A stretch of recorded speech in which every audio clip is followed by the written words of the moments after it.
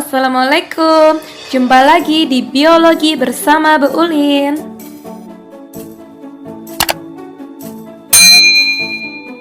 Pada pertemuan sebelumnya, kita sudah membahas tentang sejarah penemuan virus, bentuk-bentuk virus, struktur, dan ciri virus.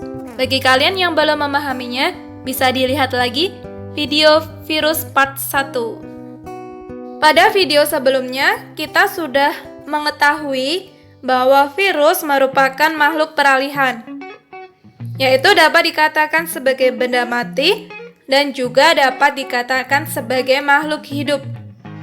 Virus digolongkan sebagai makhluk hidup karena virus dapat bereproduksi jika di dalam sel hidup lainnya. Sel hidup yang ditumpangi virus inilah yang disebut sel inang.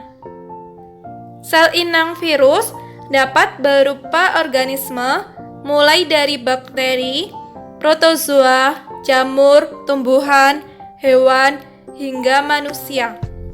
Karena virus hanya dapat hidup atau bereproduksi di dalam sel hidup lainnya, makanya virus bersifat parasit intraseluler obligat. Hanya dapat hidup jika berada di dalam sel inangnya dan sifatnya itu merugikan atau parasit. Reproduksi virus atau perkembangbiakan virus dilakukan dengan cara replikasi atau perbanyakan diri. Oleh karena itu, pada video kali ini kita akan membahas tentang replikasi virus. Replikasi virus dapat dilakukan melalui siklus litik, bisa juga dengan siklus lisogenik. Yang pertama, kita bahas dulu siklus litik. Siklus litik pada replikasi virus terdiri dari 5 tahap.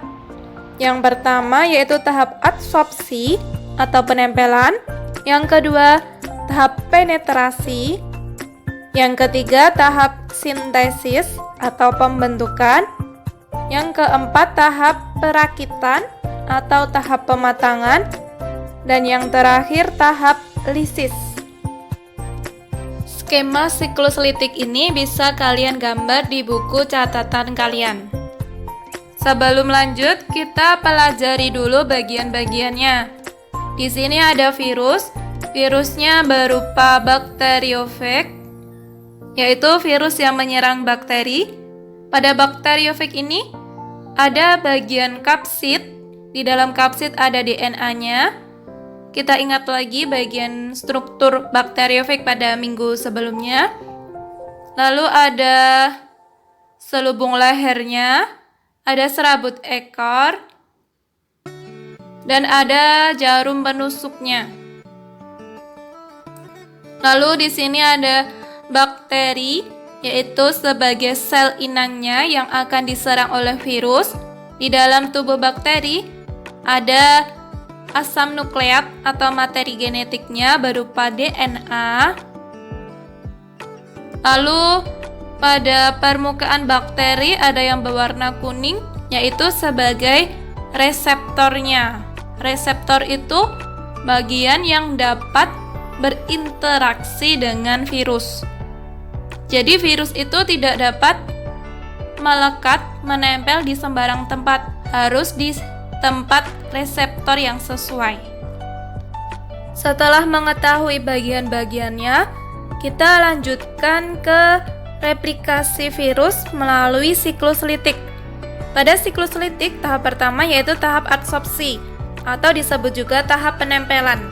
Pada tahap ini, virus menempel pada bagian reseptor sel inang, bisa menggunakan serabut ekornya. Reseptor setiap virus itu berbeda-beda tergantung jenisnya. Perbedaan reseptor inilah yang mengakibatkan terjadinya perbedaan perkembangan penyakit tiap penderita. Misalnya saja pada virus polio. Virus polio hanya dapat melekat pada reseptor pada sel sel susunan saraf pusat. Karena virus polio menyerang sel pada saraf pusat, akibatnya penderita dapat mengalami kelumpuhan. Setelah virus menempel pada sel inang, dilanjutkan tahap yang kedua, yaitu tahap penetrasi. Pada tahap penetrasi ini, virus akan menginjeksikan atau memasukkan materi genetiknya atau asam nukleatnya ke dalam sel inang. Setelah tahap penetrasi, dilanjutkan tahap sintesis atau tahap pembentukan. Pada tahap sintesis ini, materi genetik sel inang akan dikuasai atau dikendalikan oleh materi genetik virus untuk membuat asam nukleat dan protein komponen virus yang lain. Jadi, materi genetik yang sudah masuk ini akan digandakan terlebih dahulu, ditranskripsi untuk kemudian digunakan untuk membentuk bagian-bagian virus yang lain. Setelah terbentuk bagian-bagian virus, dilanjutkan ke tahap yang keempat, yaitu tahap pematangan. Pada tahap ini, hasil sintesis kemudian dirakit menjadi partikel-partikel virus yang lengkap, menjadi virus-virus yang utuh, sehingga terbentuklah virus-virus baru. Setelah terbentuk virus-virus baru, dilanjutkan ke tahap yang kelima, yaitu tahap lisis atau pecahnya sel inang. Nah, karena pecah, maka partikel virus baru yang telah terbentuk tadi dapat keluar dari sel tersebut.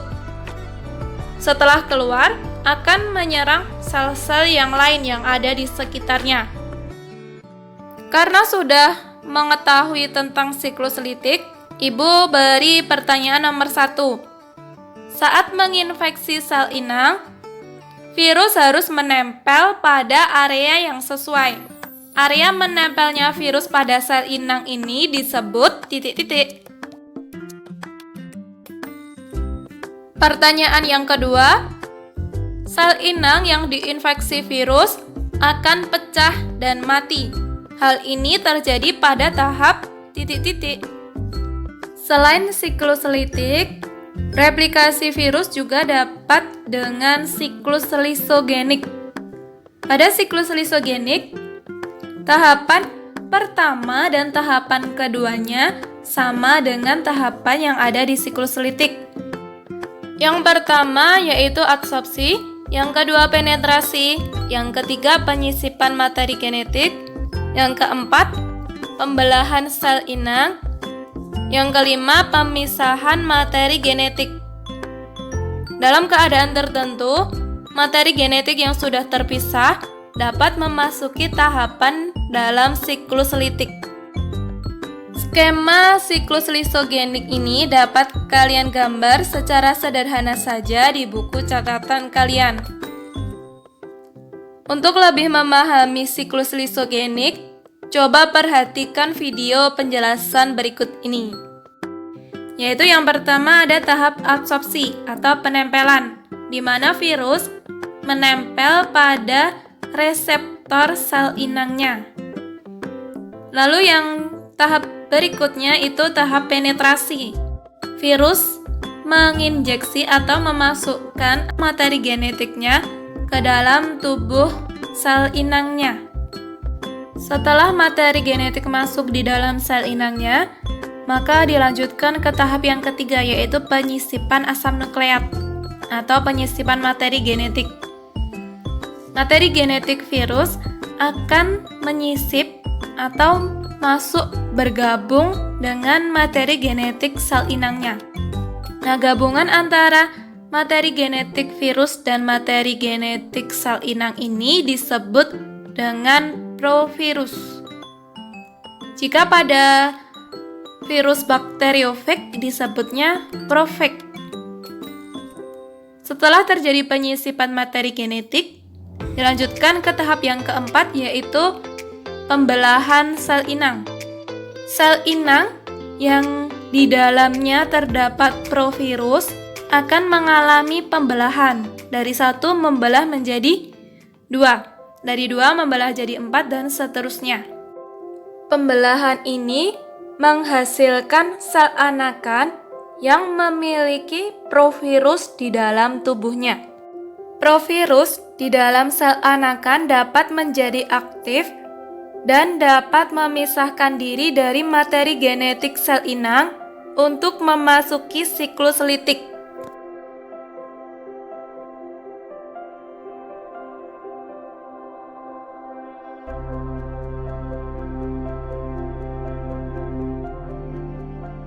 Seperti itulah tahapan pada siklus lisogenik. Untuk pertanyaan yang ketiga, DNA virus bergabung dengan DNA sel inang membentuk titik-titik. Setelah mempelajari siklus litik dan siklus lisogenik, kita cari tahu perbedaan kedua siklus tersebut. Yang pertama, siklus litik. Siklus litik terjadi jika pertahanan sel inang lebih lemah dari daya infeksi virus. Sedangkan siklus lisogenik terjadi jika pertahanan sel inang lebih kuat dari daya infeksi virus.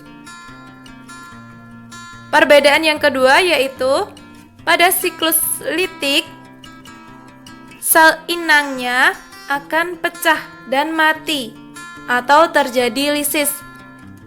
Kebalikannya, pada siklus lisogenik, sel inangnya itu tidak pecah, tidak terjadi lisis. Perbedaan yang ketiga, pada siklus litik terbentuk virus-virus baru, sedangkan pada siklus lisogenik tidak terbentuk virus baru. Yang keempat, pada siklus litik tidak terbentuk provirus, sedangkan pada siklus lisogenik itu terbentuk provirus. Untuk pertanyaan yang keempat, pernyataan berikut yang benar yaitu A. Siklus lisogenik terjadi ketika sel inang lebih lemah daripada virus. B. Pada siklus litik tidak terbentuk virus-virus baru. C. Provirus merupakan gabungan dari DNA virus dengan DNA virus lainnya. D.